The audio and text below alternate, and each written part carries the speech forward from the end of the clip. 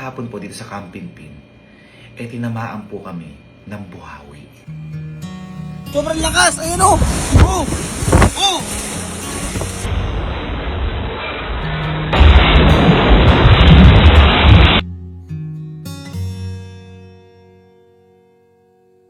So ngayong araw po wala po muna tayo ngayong kahit na anong kalokohan.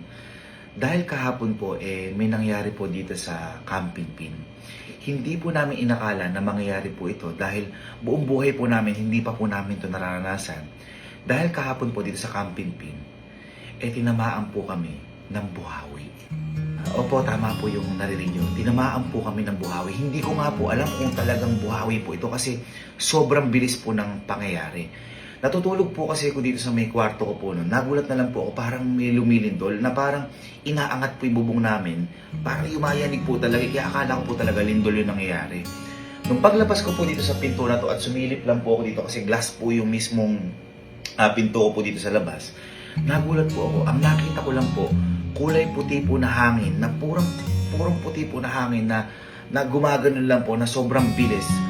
Kaya natakot din po ako, hindi po kagad ako lumabas.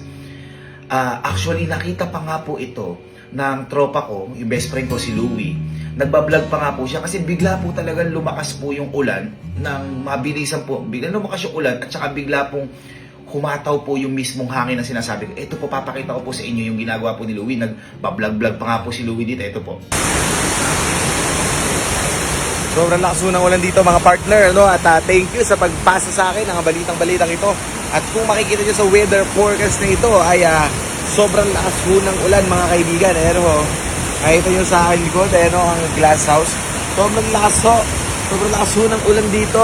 Hindi ko alam kung ano yung malakas, yung tama ko ba o yung ulan. Pero feeling ko yung ulan ho, yung mas malakas, no? Ayan ho, masalukuyan kaming sinasagsag ng malakas na ulan dito. At kung nakikita nyo yung itim na ano na yan, hindi ko alam Hindi ko alam kung bakit malakas yung ulan, pero ang lakas ng ulan dito. Grabe oh. Naririnig nyo ho ba? Ano, umakampas ho yung ano. Sobrang lakas po ng ulan, grabe.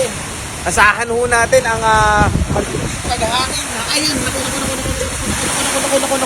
Sobrang, ay puta yun, pasok na ako. Gago, lakas. Shit.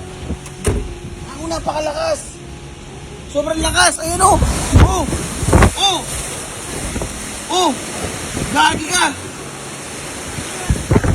Sobrang lakas! Ayan, nakita niyo po, sobrang lakas po talaga. As in parang, kumbaga parang dumaan sa baba yung hangin. Ganun po kabilis yung nangyari. Kaya po ako, nung nawala na po yung hangin na yun, nung nakita ko, lumabas na rin po ako agad. At nagulat po ako sa dinatnang ko po kasi hindi ko po inakala na sa loob ng 5 segundo po ata o 6 na segundo o 4 na segundo, ganito po yung mangyayari po dito sa may Camping-Pin. Ito po yung nangyari. Parang napakalakas ng ipo-ipo. Kami na tinaob yung kubo natin, no? Ay! Makataob nga! Gagi ka! Boy, kaya kanina, Oh! yung ano namin, yung bubong, parang umaakat. Utang ina, tinaob pa rin yung kubo. Gagi ka! Uy, wala na bibili niyan! Oh? Naku po. Pati yung cord. Uy, yung speaker! Bigla ako yung bilyaran. Boy, ipo-ipo to. Boy, brother nila. Biglang gumanon lang, isang umulan. Biglang ikot. Eh, nagpatawa sa kagad ako. Wala pang 30 seconds yan. Boy, yung ano yung mga magpapatawag ng kubo. Boy, ano mo, ayun. Grabe, natanggal nga, boy! Ano ba yung ilaw nakit ng ganong ipo-ipo, promise. Parang inaangat yung bubong ko. Tapos nakita ko CCTV, ay umiikot na. Oh?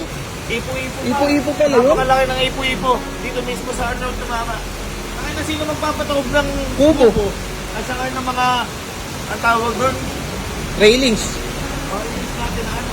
Boy, pati billboard, bagsak. Pati Oo. billboard, bagsak. Eh sige nga, paano mapapatawag yung paso? Napakabigat nun. Tama! Boy, yung gate na lang! Pati yung cord. Yung gate! Yung gate na lang. Oo. Automatic gate pa yan. Paano kasi Oo. yan? Hanip. Baka na buti, nasis kayo dito, gago. Ano sa kabila, yung angasa doon, yung malaki. Ha? Paano? Putang ina, bagsak yung puno. Gagi, bali nga. Takas yan. Puta, bali oh. Boy, taob yung mga puno oh. Sa harap po. Sa harap. Baka napagsado na. Kamusta kaya sila dyan? Check with glass house. Oh my God. Nandito ko sa glass house. Ayan, ala naman dito. Okay. Basta parang nataon din na mismong yung ipo-ipo nasa may gitna ng bahay namin. As in, sobrang bilis ng pangyayari. Oh my God. Ang mga na-experience na namin, yung napakalakas na ulan. Pero yung napakalakas na hangin na ganun. First time ko po naka-experience nun. At saka wala pong bagyo ngayon ha. Wala pong bagyo. Ayun o, parang ganyan lang po kanina. Normal lang po na ulan. Biglang gumano na lang. Tapos ayun o, biglang nawala po. Ayun na, parang normal na ambon lang. Grabe. Napakabigat po niyan. Ito yung mga ilaw namin dyan o. Buti naka-cover to. Oo. Tanggal yung mga bandana natin na nakabit dyan. O, ito pa. Gaano kalaki yan? Gaano kabigat yan? At mas gaano kabigat dyan? Yung upuan, Oh, tamo nga. Yung upuan, nilipad dyan. Yun na lang. Ito, tingnan niyo, ito po yung sinasabi ko sa iyo. Ito po yung billiard ng ano, yung ilaw ng... Ito po, nakapako ho yan. Naka-intact po yan ng na maganda. Yan, ayan po. Pero lahat po yan tinanggal ng ipo-ipo. Woo! Eri na lang, oh. Eri na lang, parang napunta dyan yan, oh. O, umakap sa tayo. Sa bilyaran. Guys, mali pala ako. 30 seconds umulan lang na malakas. Pero yung paghampas, mga 5 segundo lang. 5 segundo lang. Grabe naman. sira yung kuko yun. Oh, sige, ikaw nga, kaya mo ba ibangon yan? Kahit easy tayo, hindi natin mabangon yan. Buti na lang, walang mga nabangon. Ayan o, nakafix po lahat yan. Ano, ng 5 seconds lang. Ayan o, mga naka-doon sa ano lahat yan o. Oh. Ay, putya ragis. Hindi nangyayari o, sa likod natin o. UP lahat eh. At tinan mo yung nangyayari sa ano, sa may billboard list sa UP yung mga tubo. Ayan o, hindi bagsak UP. Wala pang tarpaulin yan. Oh, dito mo ang puto yan. Wala pang 1 segundo, 2 segundo. Tsaka na UP pa rin. Yan po yung nangyari sa Mikambit na halos buwal po lahat. Yung kubo, hanggang ngayon nga po, hindi pa rin po ako makapaniwala. Kasi ang dami pong bumuhat po ng kubo na yun. Yung mga fence po namin, nasibak po talaga yan. At saka yung sa mga gate nga po namin, sa may tambayan po namin doon, sira po talaga lahat. Kaya nagulat po talaga ako. Ngayon, akala po namin, mismo sa amin lang tumama. Kasi syempre medyo malawak po o walang nakalagay po sa may parang gitna po namin. Mismong doon din po pala sa mga kapitbahay po namin, tinamaan po sila. Kaya hindi po namin alam kung mismong sentro po yung barangay po namin tinamaan. At ito po ibang nangyari po sa barangay po namin.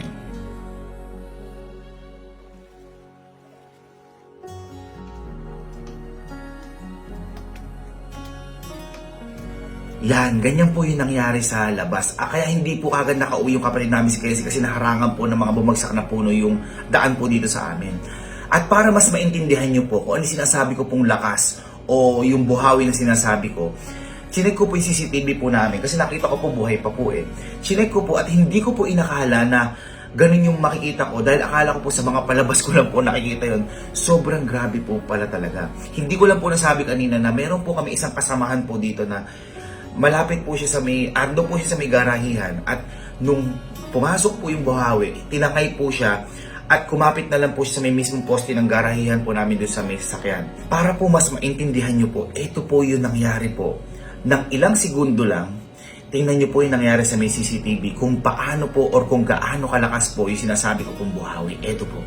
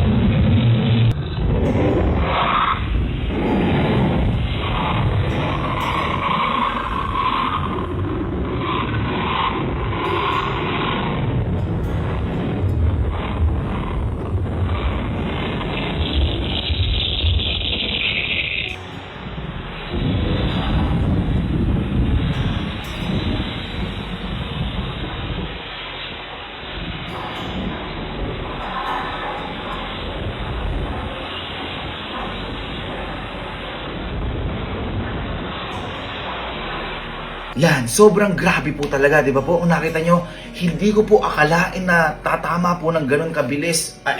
Ganong kabilis yung mangyayari at ganong kabilis din po yung epekto po sa amin po na to. Kaya po ako, sobrang takot ko po, iniisip ko po, paano kung tumagal po ng 1 minuto yung mismong tumama po sa amin yan, o 2 minuto, baka po yung buong Camping Pin po na to, warak-warak po talaga to. Baka nga po pa rin po yung bubong po namin eh. At ang isa pong kinakatakot ko, pero pinagpapasalamat ko na rin po is, paano kung nandito po kahapon si Sky? Kung halimbawa po, kung nag-ATV si Sky, kasi po umaambon-ambon lang eh. Kung pinaligo po namin sa ulan si Sky, di ba po, umaambon lang, biglang lumakas ng konti yung ulan, tas biglang humangin na po. Ganun po kabilis yung pangyayari eh. Kung nandun po si Sky, baka po tangayin o masaktan po si Sky kasi yung kubo nga po at saka yung gate, bigla pong isang iglap lang, tinuwad yung kubo, binuksan yung gate.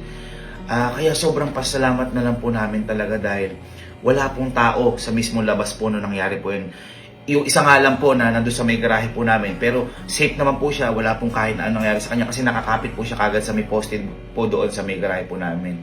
Kaya ayun, nakakatakot pero malaking pagpapasalamat po namin dahil yun lang po yung natamo po namin at wala pong kahit na anong nasaktan nga po sa amin. Alam ko po sa inyo meron pong mas malala yung naranasan patungkol po dito sa buhawi po na to. Kaya pinagpe-pray ko po na wag na po sana natin itong maranasan at sana po wala pong masaktan sa mga ganitong kalamidad kasi hindi po hindi po ito napaghahandaan, bigla po ito, kusa po ito nangyayari, wala pong paghahanda po dito. Kaya po pinagdadasal ko po na sana maging safe po tayo lahat at kung meron pong nakaranas po na to, sana po safe po kayo.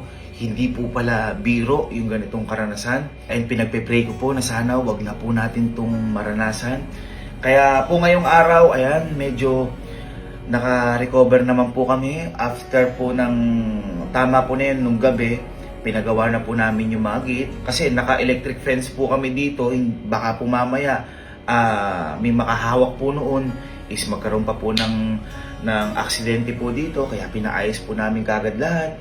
Nag-overtime, halos wala pong natulog po dito noon. Yung mga fence po namin dito is tinayo na rin po. Okay. Tapos yung sa may gawing billiard area, okay na rin po.